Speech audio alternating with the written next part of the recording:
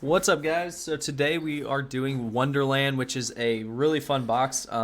It was actually completely different than what I thought, so that's actually really good. I like when that happens. So first off, guys, I want to say thank you guys so much for the support. You guys have been killing it with subscribers and things like that. The Patreon's doing pretty well, so definitely thank you guys. If you do like this type of content, make sure you subscribe and like. I do a lot of Try Hack Me videos, and the reason I do them is because I really believe Try Hack Me is a great platform to learn.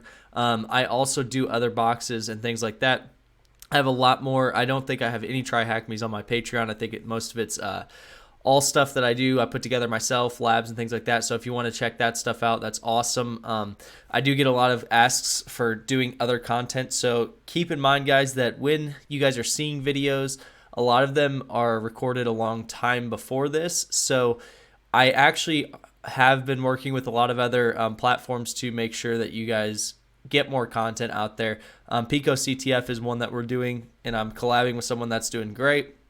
And then obviously like Hack the Box and stuff.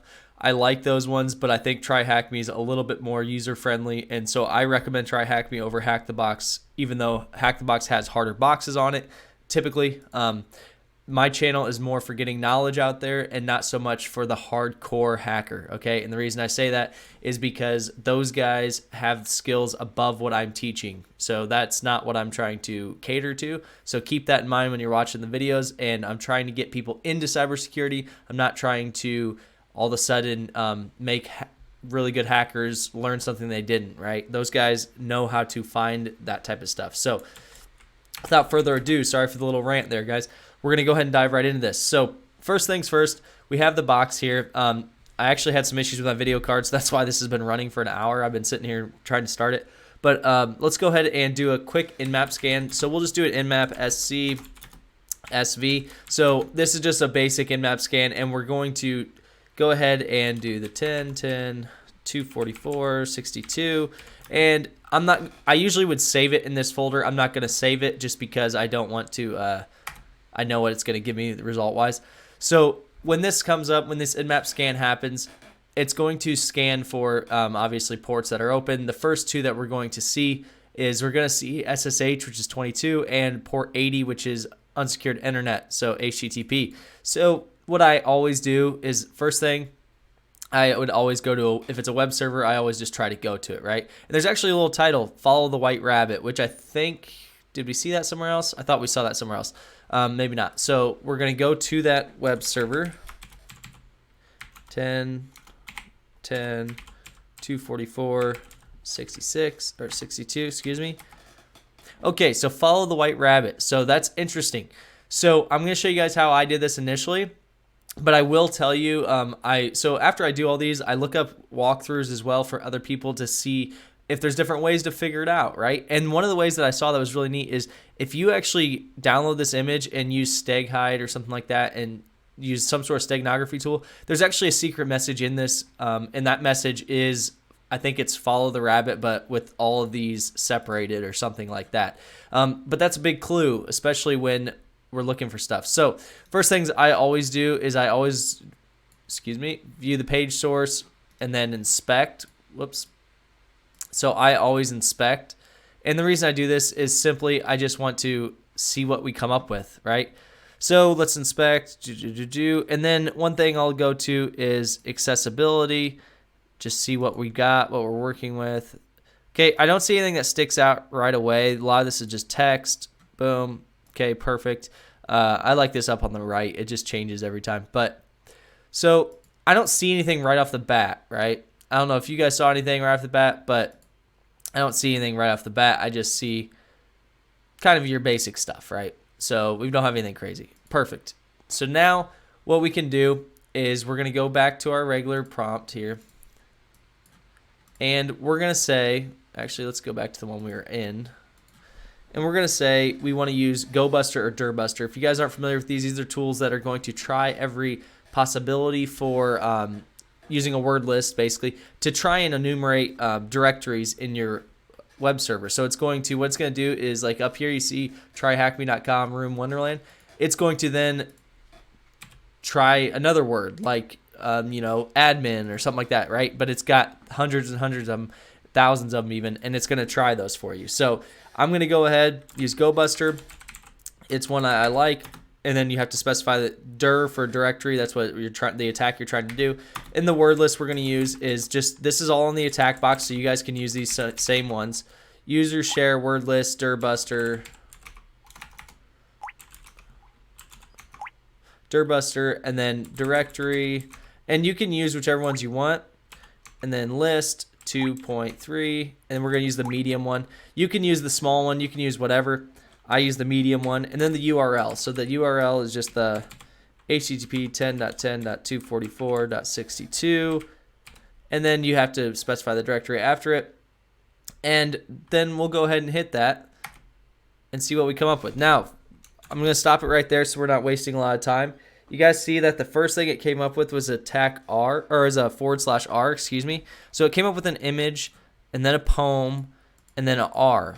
Okay, interesting. So we know that there's a R there somewhere, right? So let's go to that first. Keep going. Would you tell me, please? So keep going is the clue here, right? So we're going to go ahead, and we're going to go back here, and we're going to do the same thing, but we change it to tac R, or I keep saying tac when it's a /R, and hit enter. Now it's going to go to the next directory, and we're going to keep trying to learn this directory. Now you can see there's a /A now, so I don't have to let that run very long to get these results, right? So then there's the A, so now we hit enter. Keep going. Okay, so I'm starting to see a pattern here. It says follow the rabbit, so let's just try it. RAB, okay, still works. So let's just take a big guess here and say it's probably rabbit, right? So we'll just do, boom, awesome. Okay, so we have something. Okay, so now it says open the door and enter the Wonderland. So this is, I would say for lack of a better term, our destination, right? So let's go ahead and view the page source, view what we're looking at here, because it's kind of weird. They're saying this is follow the white rabbit. We followed it. Now we've got open the door and enter the Wonderland. So let's see if there's anything hidden in here. Okay, that's pretty simple. That's pretty simple. That's pretty simple. Oh, what do we have here? So in the paragraph, as a paragraph tag, excuse me, it's hidden, but it says Alice, how did the little crocodile improve his shining tail? But you notice the format that's in. That is in an SSH login format. And because of that, and because we know we have SSH, we know that's probably an SSH login. So what I'm going to do is go ahead and paste this so that we have it. Take the password out. And now we'll just try it, right? So we'll go ahead and clear this so you can see the top. SSH Alice at 10.10.244.62. It's going to ask for a password. Okay, now let's see if this password worked. I copied and pasted it. And boom, we're in as Alice. Perfect. So now, when you guys are doing these, you notice it says obtain the flag in user.txt.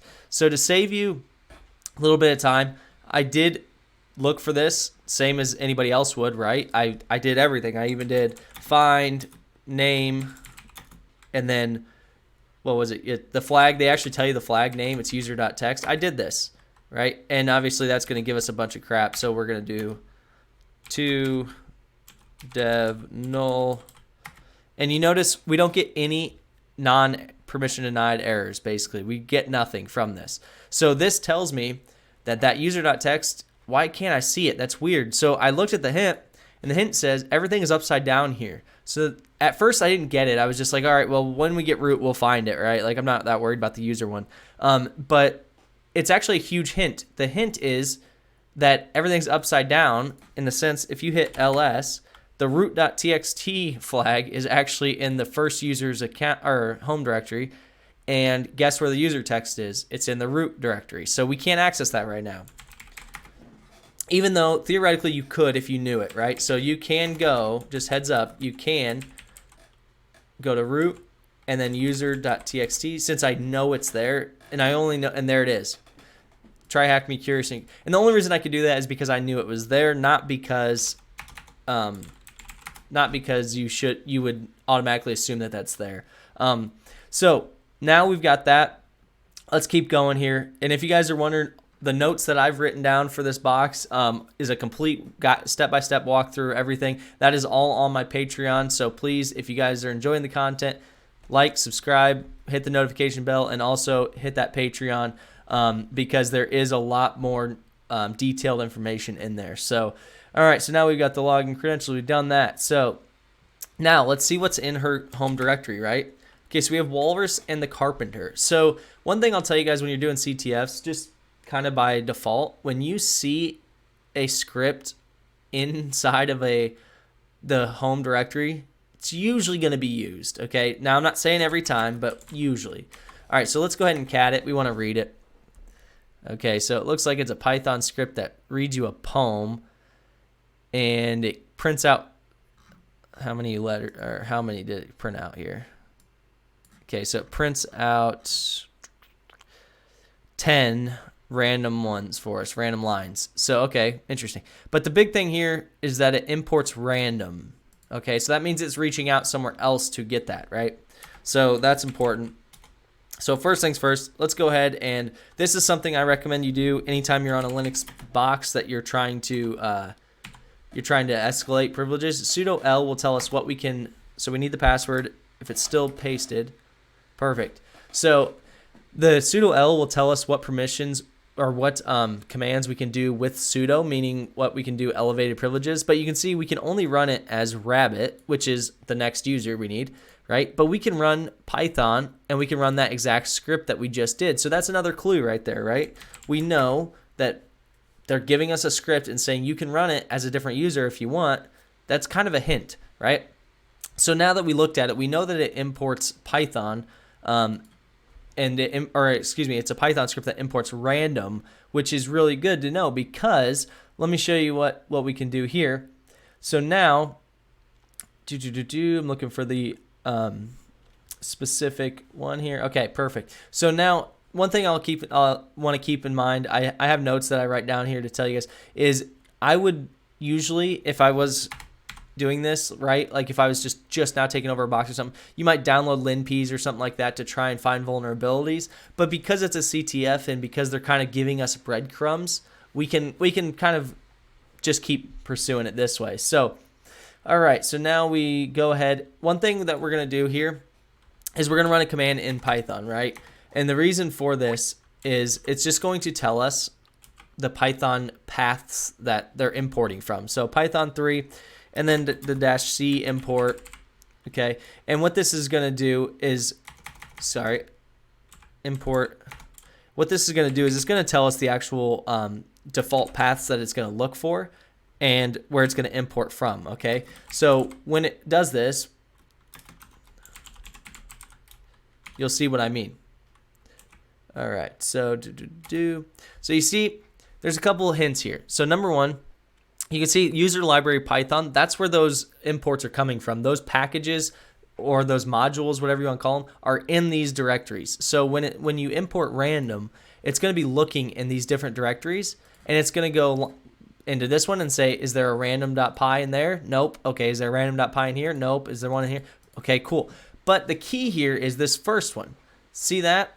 So because it has just the single quote space single quote, that means it's going to look in the directory that we are in first. So because that's where it's at first, it's going to look in that directory first. So wherever we run this from, that's the directory it's going to look first. So what that tells me is that we can actually create a random.py script inside here and go ahead and do what we want with it.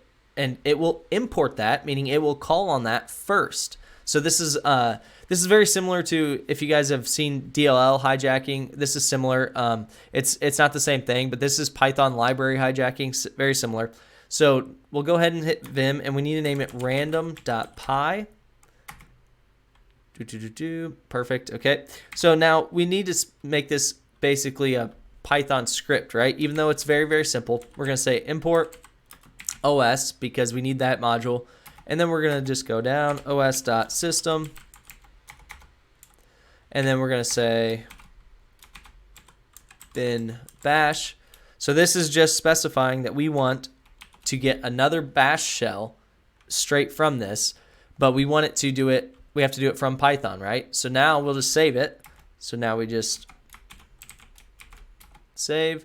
All right, and we hit ls. We can cat it to make sure the random.py is there. Perfect. There it is. There's our script. So now when we run this, we will now have a shell from whatever user we run it as, and it tells us we can only run it as rabbit. So now as we go down, we're just going to say sudo, and then we need the attack u, and that's specifying which user we want to do. And then we're just going to say, okay, perfect, we need to run it as rabbit. So sudo rabbit, and then we'll run the actual. Now keep in mind, if you're doing this on a regular box, you'd probably just type Python 3, whatever, and then your script. Because of the fact that we have very specific permissions on this, we have to run it very specifically. So what that means is, instead of just running Python 3, we have to run the user bin Python 3.6 that we have, that we're allowed. And then we can say, okay, here's the one we want. So you notice they're all not relative paths, they're all absolutes. So what that means to me is this should now run, if I spell it right, carpenter.py. So what this means is now when we hit this, what it's going to do is this walrus in the carpenter.py whatever script is going to try and import random, right? Well, the random, it's going to check our directory first for that random. Well, we created a random. So we said this is what you import instead of what you think you're going to import. So now when we hit enter, okay, you can see we got an error here. And it looks like we spelled something wrong. We did something wrong here. Let's take a look at it. So let's go ahead and vim our random.py. Boom.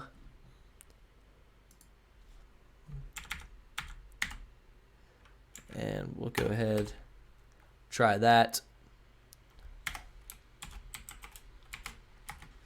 And we'll try it again. And boom. So you notice I just had a capital in the wrong spot. No big deal. Pretty easy. Now, you see it says we're rabbit. So we can, if we don't have that, we can say who am I, and it'll give us rabbit. Now you notice we're still in the same directory. So we need to go back and we need to go to rabbit's directory. So rabbit. And another clue here is you notice we started as Alice, now we're rabbit. So we're probably going to have to be Hatter as well, right? Because we see that that's a directory. So now we have a tea party. Okay, let's go ahead and run it. It's a binary, might as well try it.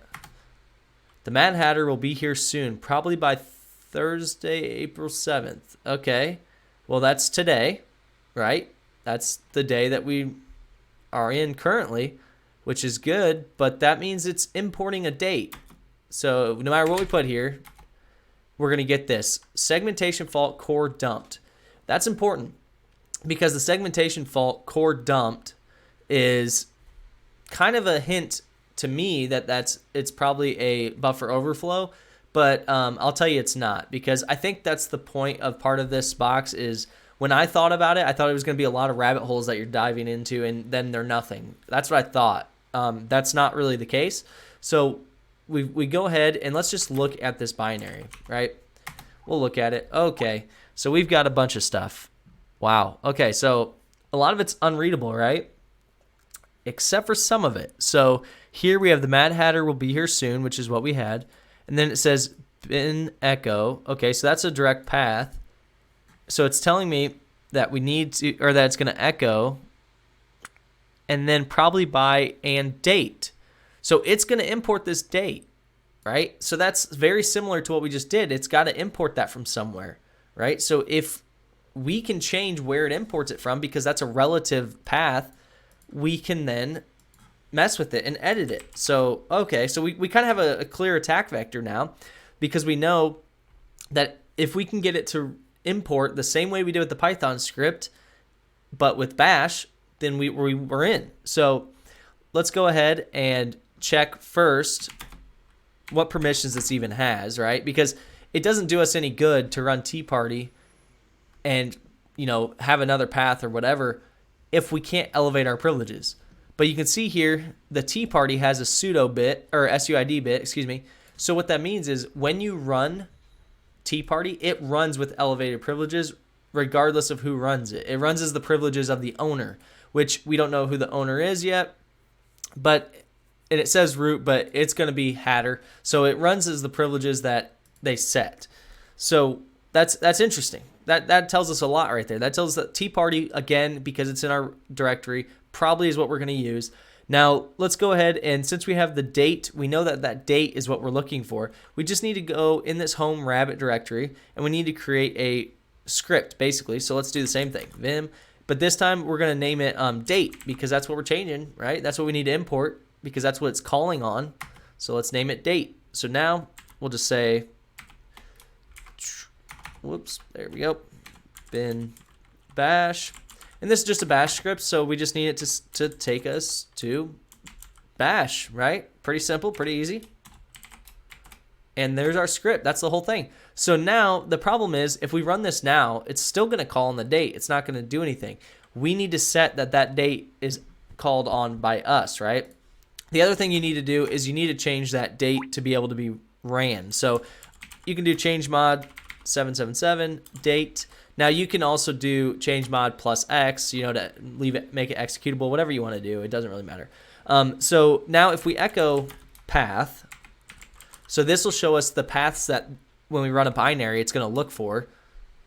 So it's going to, when we run that binary, it's going to import from date, right? It's going to look in these paths first. User local sbin, user local bin, user sbin, user bin, sbin, and bin. So bin is where it's actually at, but we don't want that. We want to insert a path here in the beginning. Well, because we have write privileges to home rabbit, we can just insert it there. So what we're going to do is we're just going to do this simple command, export, and this is just an easy command that will add this path to these paths that it checks for, right? So home and rabbit, and you can do this on any path that you have write access to. And then we're going to say path. So when we do that, now when we echo path, you can see the first one here is home rabbit. So now, similar to the Python script we just did, when you actually call this Tea Party, it's going to say, hey, I need the date I need that date function. Well, it's going to go down the list. It's going to say, is there a date in here? Well, there is. We put one in there. So it's going to say, okay, give it to me. And then if it wasn't there, it would keep going down the list until it found it. But because we put one there, it's going to find it. So now we just run that same thing, Tea Party, and boom. Welcome to the party. The Mad Hatter will be here soon, probably by Hatter at Wonderland. So now we stopped it right where it says probably by, because usually then it would show the date. Now it gave us a shell. So now if we just hit enter, who am I? We're Hatter. Perfect. So clear. Now let's go ahead and go back into the directory, Hatter. Okay, so we have a password.txt. Interesting. Password.txt. Okay, that's similar to Alice's password as far as the format. So let's go ahead and copy it. Now, normally what I do is then I would try to SSH into this with his account elsewhere. As far as like I'd open a new tab or something. I'm not going to do that because I know it is his password. So I'm just going to Control C. Now, all right, so that I would just exit. I'm not going to do it now. But basically, what I would do if I was doing this in a real life situation is I would then log in as him. The reason is he has escalated privileges, and we would never have to go back and do the steps if we lose the shell, right? We can just stay logged in as him. Well, the reason they give you his password, because a lot of you are probably wondering why would they just give you his password, is if you want to do sudo l, which shows us the permissions he has, right? We need his password. Okay, so user Hatter may not run sudo on Wonderland. Okay, so the reason that's important is because if you didn't have that, you'd probably be spending some time looking at different things. I think that was a little bit of help in my opinion, but basically no big deal. So now what are we going to do? Now we're running out of ways to try and escalate these privileges, right? Well, at least manual ways. We could sit here and do it all day long, look at different things to try and find out. But what we're going to do, or what I'm going to do, I guess I should say, is I'm just going to upload linps. This is super easy. Whoops. We'll go ahead and file, open tab. Perfect. All right. So I'm just going to, if you guys don't know the attack box, I have it written down here where it's at. But yeah, so if you go to cd opt and then peas and then linpeas. You can see there's the linpeas.sh. So now I'm just going to go ahead and Python 3 tac m http.server 1234. It doesn't really matter. So this is going to serve this up on that server. So now we want to say wget http, and our IP is 10.10.56.119. So if you guys don't understand what I'm doing, all I'm doing is I'm going to grab linpeas off my machine. linpeas.sh. Perfect, we have it. So now we have to change mod. We have to say let linpeas basically be executable, and then we'll run linpeas. So now on this box, I will tell you guys, you're gonna have to put it into linpeas results. It doesn't matter what you put it into. You just have to put it into something because it will scroll past to where you can go. So what I mean by that is you'll scroll. There'll be a limit where you can scroll. So basically, as this is running, we can just talk about what linpeas is. It's a simple tool that will go through Linux, and there's also WinPeas for Windows, and it will search for exploit opportunities to exploit vulnerabilities in the system that you can then escalate your privileges. That's the whole point of it, of linpeas, is to escalate privileges, right? You already have access to the box. You just ran this on the box. So now you can escalate privileges. Now, from a security standpoint, from a defender standpoint, if you will, or blue team, this will tell you what vulnerabilities you have, right? It'll tell you a hacker could run this on their system and say, oh, here you go, this is a problem, right? Same thing with a defender. A defender could run it on the system and say, hey, we got to fix this now. So it's a very good tool. WinPeas is a very good tool as well. Now, I will tell you, if you guys have never looked at linpeas results and things like that, there's a lot to them. So I do recommend that you kind of get familiar with them because there is a lot of information. Now, with this one, you'll see here, you can't run this because of the scroll of how much information you're getting. You need to run this where you can actually scroll through it. So if you guys don't know the more command, more will do that for you. I'll show you that here. This is taking longer than I actually expected. Come on now. So basically, when you do the more command, it opens a command or a file, and it allows you to hit space or enter to scroll through slowly, and that way you can see all of it rather than on Linux, because here we don't have a GUI, whereas like if you were at home or on like Parrot or Kali or whatever you're using, you have a GUI, right? So you could open it in a notepad or whatever. So here we can stop that because we've already given it and it's already ran. All right, you can see here it's still going. This is taking forever. I'm not sure what type of memory they give these things, but they need to up it. But yeah, so basically what we're going to be looking for here is we're going to be looking for different openings. Now, there's going to be about 5,000 that it looks like, but linpeas is really good. At the top, it'll tell you, like if it's yellow and red, I think it is, that means like 99% likely you can get in that way. If it's red, that means it's like a X% likelihood that you can get in that way. And so on and so forth. So keep that in mind when you're looking at them, that there is differences. You can see, you can tell the differences and tell what you're looking at. If this doesn't speed up soon, I'm just going to cut the video because this is taking forever. But basically, when we get in there, we're looking for something specific. And when we're looking for it, we're looking for a category called capabilities. So when you see that, whenever you see that, which we will see it here, you're going to go here to GTFO bins. If you guys aren't familiar with GTFO bins, it actually tells you right here. It's a list of Unix binaries that can be used to bypass local security restrictions and misconfigurations. So when you have this, you see here capabilities. So we're going to look for capabilities, and that's the one thing we're going to see on here. So capabilities, and the one we're going to see is going to be a Perl capability. So when that happens, you go to Perl capabilities, boom, okay? And then you can see down here, it's the last thing. I can't scroll down any further, so hopefully you guys can see it. I'll make it like this for you. So here you can see, yep, so you can see here, right here, capabilities, Perl. Let's see how this is doing. Still hanging on there. Okay, so Perl, and you can see it's going to give you a one-liner that we'll copy. That one-liner will allow you to take advantage of this capability, the cap set UID capability. So what we can do is we're going to go back here. We're just going to cancel this. It's taking too long. Okay, we'll see if it actually did anything. Cat linp's results. We'll take a look and see. Whoops. And see if it actually gave us anything.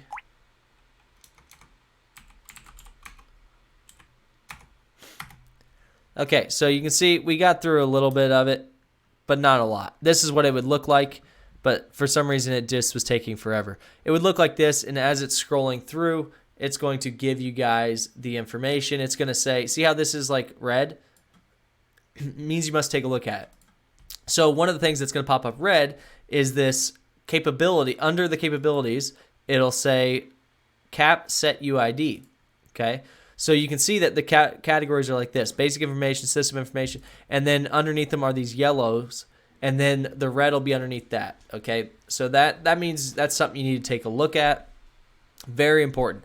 So when we take a look at it, we see that the set UID capability is there, and you can see here it kind of gives you a little explanation. It says if the binary has Linux cap set UIDs capability set, or it is executed by another binary with the capability set. So what this tells me is that we can run, or we can use this capability to escalate our privileges to root. So we copied that one-liner. Now let's go ahead and copy it here. All right, so now copy. Hopefully this will paste. We'll see.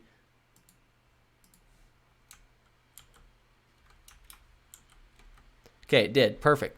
So here, this is pretty much exactly what you have to type in. Now this is just a one-liner. Hopefully this one works. Okay, so no such directory. That's fine. What we'll do is get rid of the binary to run like that. So you can just type Perl, and then it'll reach out and find that for me, right? So now, permission denied. Okay, so that's interesting. So what we may have to do here, since we're getting permission denied, let's see. We may have to, interesting. It's interesting that we're getting permission denied to Perl. But hey, that's all right. So we'll hit ls, we'll clear this, right? And then we need this text anyway, right? So here we'll look at it, make sure we're not doing anything, missing anything, excuse me. All right, so well, again, we're gonna get rid of that / because we can't do that anyway. And we can't type sudo on this, so keep that in mind. Permission denied. That's so interesting, because let's try and do it with the direct path like that.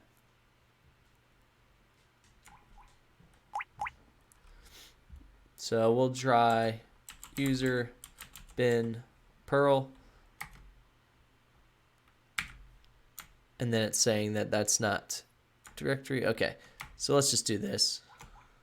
Let's just type it. So we're just going to copy it because, yeah, we'll just copy it because something is not reading right. So here's the one that I used. It's the same thing, but tac E, use. There's something quirky with that copy paste. So just don't copy and paste it. Just type it and set UID.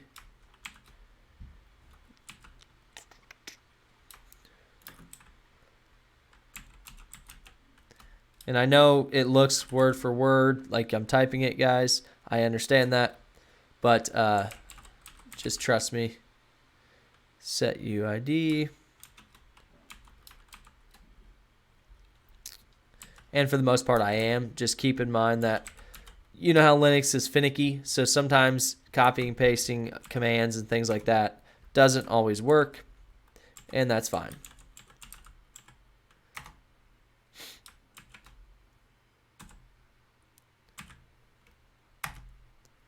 All right, and we got permission denied again. The only thing I can think of here, guys, is we'll do this.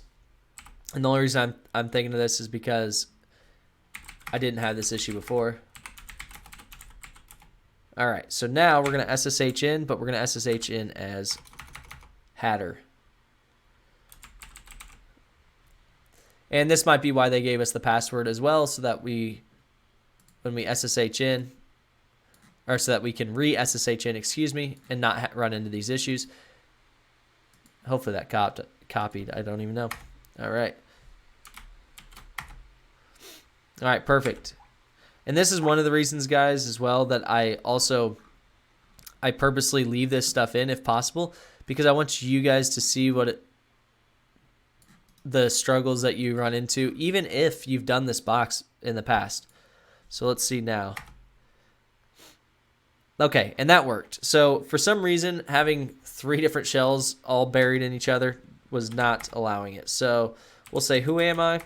And root, so you see root. So now we can go back to our original. Okay, so you can see we got to go back to we're in the home. And let's see if we can clear this so that you guys can see it. Okay, so now we need to go back into Alice initially. If you remember, Alice has that root.txt, so we cat root.txt. Boom, and there's your flag for root. Super simple. And then the other one is in the root directory, so root, and then it is user.txt. And you'll notice too, guys, if we do it now, if we try to find it, and we just say user.txt, you notice it finds it. It didn't find it before because we didn't have permission to see it. Now we do. So there's your 2 flags, guys. Hopefully you guys enjoyed it. I don't know why. I just realized I didn't even think about it, but I don't know why I left this up the entire time. Why I didn't just make this full screen, because we didn't need this. But it is what it is. I apologize for that. In the future, I'll think about that thing.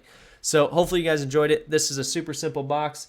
When I say super simple, it's not super simple. It's just the concepts are there. The concepts are simple. It's just diving over and over and over at privilege escalation 4 times, you know. So it kind of simulates going down the rabbit hole, which is what I think what they wanted. So I think it was a good box to do. It was not what I expected. I really thought there was going to be like 50 honeypots on this one, but there wasn't, so I'm glad.